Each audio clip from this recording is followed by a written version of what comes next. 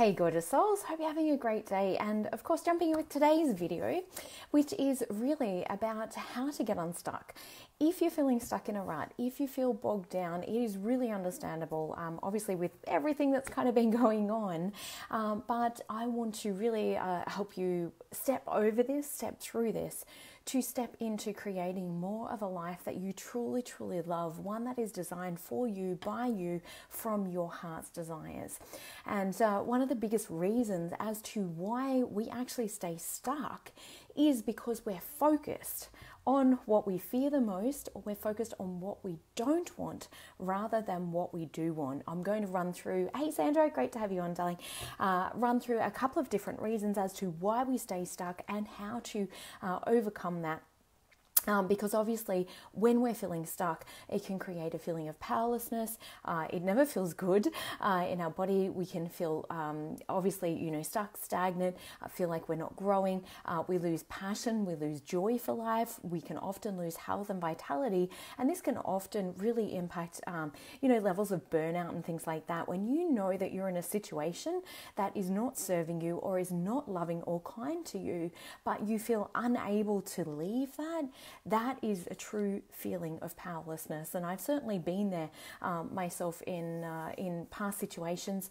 And life sometimes presents these opportunities to us so that we can finally step through our biggest fears and become who it is that we're truly meant to be. And I know I certainly wouldn't be a quarter of the person that I am today without some of the experiences that I had in my life as well. So number one is a lack of focus, like I mentioned. It's actually focusing on what you fear the most, or when you're thinking about changing your life, you're actually focused more on what you're scared about with changing your life instead of the possibility or the what ifs in a really good way. It's kind of like focusing on what if this is worse? What if this is no good? What if this is, I really stuff things up for myself? Does that make sense? So, when we're focused on those things, of course, we're never going to take action from that place because we're focused on everything that we fear, everything that could go wrong if we make this change, rather than the possibility of what it is that we truly wish to create. What if life could be truly the way that you wanted? What if you truly could have the relationship that you desire, or truly have that job that you're really wanting to experience, or start your own business, or have that level of freedom, have that level of income, whatever it is for yourself. So focus is number one. What are you truly focusing on a day-to-day level? And guess how you'll know? By how you feel.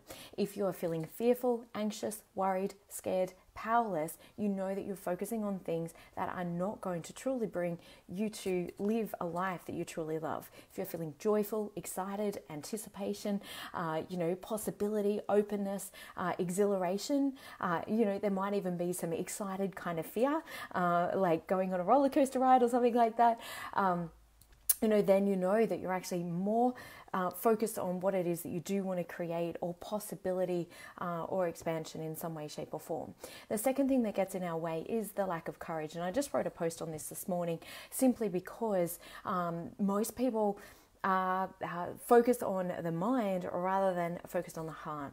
And what I mean by that is when we're focused on the ego mind craves certainty, it craves comfort, it craves security. And one of the things that I noticed certainly within myself was that when I was at rock bottom, I had so much more courage and so much more willingness to take a big leap simply because I felt like I had nothing left to lose. Like it was kind of like, but the more that we build our comfort zone up, or, our life becomes more comfortable, then we tend to actually stay stuck a little bit more, simply because we become unwilling to risk that comfort or that sense of security or that sense of certainty that we've established for ourselves or created for ourselves. So having courage is absolutely super, super important in terms of becoming unstuck. It's having the courage to step into that void. It is having that courage to focus on what it is that you do want to create, that gives you the personal will along with your divine will from your heart and soul to create what it is that you're wanting to. It's the willingness to risk. It's the willingness to fail or to make mistakes. In truth, there is never any failing, but the mind may tell you different to that because there's always just learning. But that is one of the biggest factors that can kind of take place there. And along with that lack of courage, then also becomes like a lack of self-belief, a lack of feeling, maybe even self-worth along with self-belief. I don't deserve to, I'm not worthy of it, I could never do something like that, I'm just not that type of person. All of these things keep us really, really stuck in a situation, or nobody else would want me, I'm unlovable. Like all of those series of beliefs truly, truly do keep us stuck. And ultimately, what can really, really keep us stuck in particular situations is actually wanting approval more than your own authenticity. Your authenticity is so important. It is your gut instinct. It is your gut sense telling you, letting you know something's off, something is not okay for you, that if you continue down this pathway, it's not going to serve you or be resourceful for you. But often the ego mind is so scared of the consequences of being truly authentic.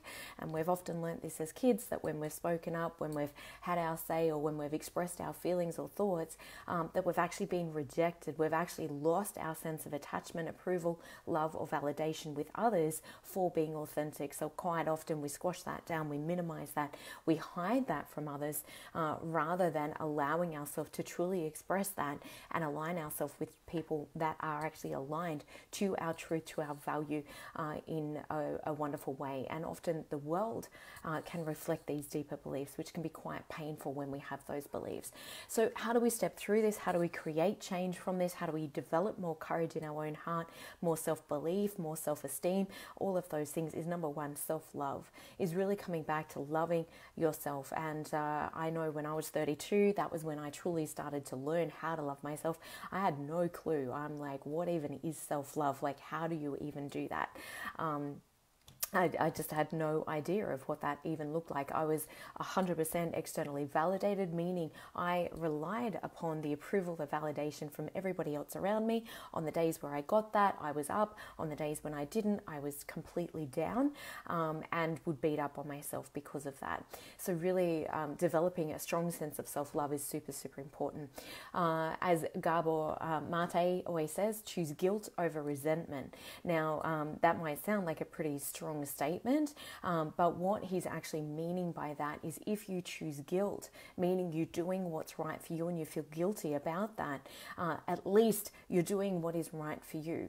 Resentment always leads to anger, and if you think about it from this level, if you were doing something that was truly right for you, it ultimately will serve your relationships as well as serve yourself, simply because when we're coming from that place of feeling resentment at needing to do something because you need approval or validation from others, you will eventually end up resenting and even feeling angry at those particular people in your life. And we tend to pull away. It never serves the relationship or the greater whole. So really choosing, guilt over resentment. It's wonderful when you move beyond that guilt as well, where you can feel true joy and true freedom for living the life that you're wanting to create for yourself. But in the initial phases, really celebrate the fact that, oh gosh, I chose, something that made me feel a bit guilty, as opposed to living in complete resentment. And like I said, it's really important to be able to change those patterns of guilt as well. But initially, that's kind of like that first step to really loving and valuing you at that deeper level. Like I mentioned before, your beliefs are reflected back to you by the world. If you believe that you can't be this particular person, or you can't have this particular dream, or it's wrong of you or bad of you to be that way, you're going to get all sorts of feedback from the universe, from other people around you, from your life situations and circumstances that line up with that belief, that show you that that's bad or that's wrong. Other people will be telling you that. Like, that is literally, the world reflects back to you what it is that you're feeling deep inside you as well. So by changing your beliefs, you actually change your life. And like I mentioned before, you will align yourself with a much more supportive environment that really supports you to go for your dreams, to live authentically, to be who you fully are, and to believe within yourself, knowing that you are 100% already deserving, worthy, enough as you are right now. There is nothing that you need to do in order to prove that, to be that, or to do that. You are born worthy. You are born deserving. You are born being whole and complete. It is only our concepts, constructs that the ego mind creates in order to try and fit in, belong, and be accepted, that actually has us move away from our most authentic self and who it is that we're truly here to be in the world. So this is where I've introduced again my Know Your Worth course. I currently have it priced at only $27 to literally have you step forward, have you step free of these limiting beliefs, of the limiting narrative, the old story that perhaps you've been dragging along with you simply because it feels familiar, simply because you know how to feel that particular way of feeling disempowered or feeling that you're not worthy or not deserving or not loving enough or not worthy enough of whatever it is that you're wanting or not capable enough. All of those things are holding you back. All of those beliefs are holding you back. And through that Know Your Worth course, it's a 5-day course where you get those that course material for lifetime access, and you're able to do a rinse and repeat, meaning that you can work on these beliefs until they really start shifting and stepping into greater sense of self-love. You'll learn how to identify what those beliefs are, how to actually release those beliefs, meaning so that you don't have to believe them anymore, because a thought or a belief is only a thought that you've had for so long that now you believe it to be true. Anything that we believe to be true, we look for the evidence to support that particular belief. So freeing yourself from this is the most loving and the most kindest thing that you can ever do for yourself. And when we are loving ourselves, now we have access to courage within our heart. We've elevated our emotional state, and now we're much more willing to take that step forward, to trust in ourselves enough to take even just the first step forward. That often is enough to step through that resistance, step through that initial fear, to be able to create what it is that you want for yourself and for your life. And it does take tremendous courage. I certainly know when I was building my business, when I was stepping into more and more of who I wanted to become, and that's still a work in progress for sure. Hey Mel, great to have you on, honey.